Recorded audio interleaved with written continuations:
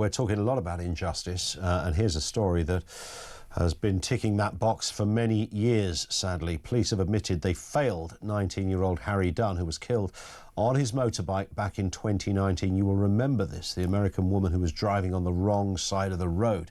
Now a review has found that officers prioritised the suspect's welfare, by allowing her to leave the UK through diplomatic immunity. I think her husband worked for the American diplomatic department, hence the reason why she was able to leave the country before facing any kind of questioning. She was eventually convicted of causing death by careless driving in December 2022, but she remains free in America. Let's speak with Rad Seeger, spokesman for the Dunn family. Rad, good to speak with you again, sir. Good afternoon. Yeah, good to see you as always.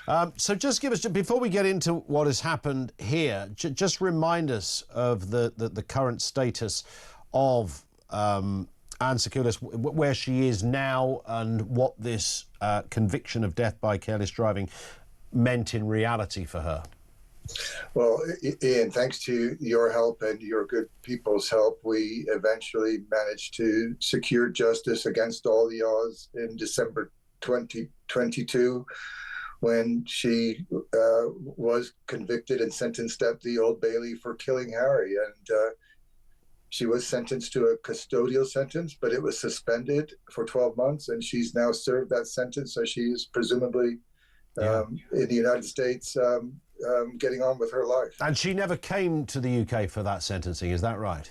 No, our plan was to bring her back physically, but Ian, then COVID hit, and we took the view that we didn't want to separate her from her family, and lots of cases were, for the first time ever, being dealt with remotely, with prisoners sitting in prison rather than coming into court because of COVID. Yeah. So we worked with both governments, and it was a first, and she appeared remotely. It had never been done before, but that's a measure of Harry's family. That's who they are. Yeah, 100%. It was an incredibly generous moment from their perspective. But of course, what makes this now, Rad, and you know, there is a semblance, one would assume, of closure when there is a conviction.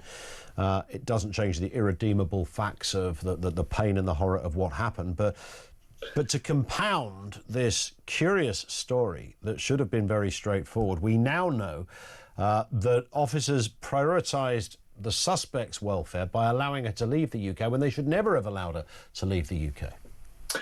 Absolutely right. And so just to bring you and your listeners and viewers right up to speed, once justice was done, we then went through an inquest for Harry, and that concluded last year. And it was at that point, you know, we knew, Ian, and you'll remember our many conversations, we felt we were being mistreated by the authorities, the police, the government.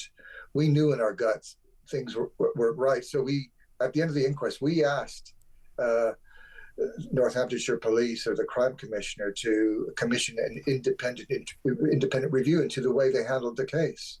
And that's the work that's been going on, well, you know, for well over a year now. And Ian, you know, we knew what we knew. Yeah.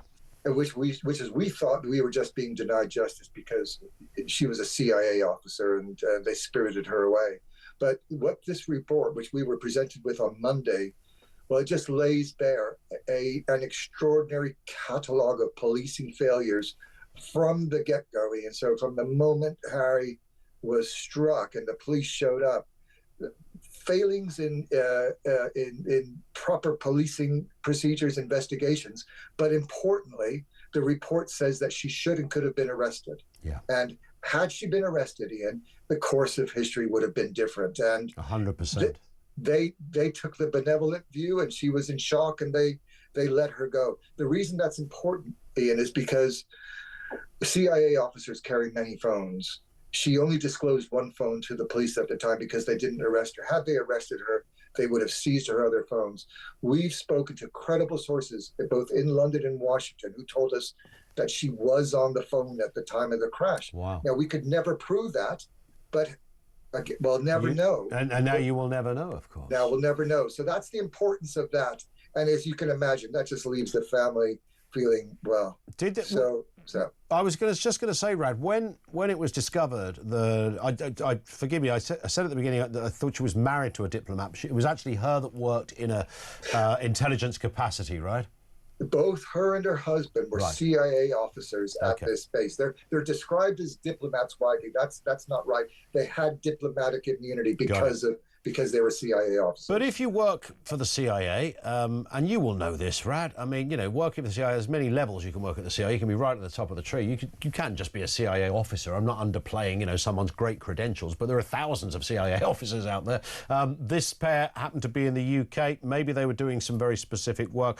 Is it then possible that at a local police station level, the officers there, or the most senior officer there, decreed that, oh yeah, they're CIA, we must allow them to get on their way and go back to the UK? Would that have been elevated higher than just a cop at a police station? Would somebody in government have authorised their ability to leave the UK after this? They did not play the diplomatic immunity card in until a few days later. So in those moments after the crash, none of that was in play.